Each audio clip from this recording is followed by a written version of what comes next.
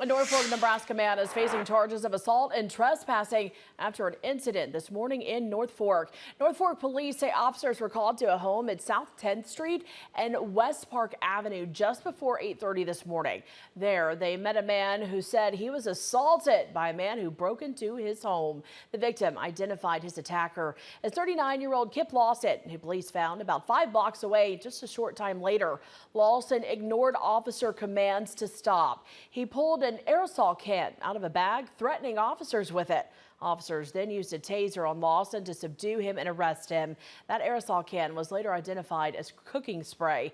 Lawson is charged with third-degree assault and second-degree trespassing, as well as second-degree assault on a peace officer.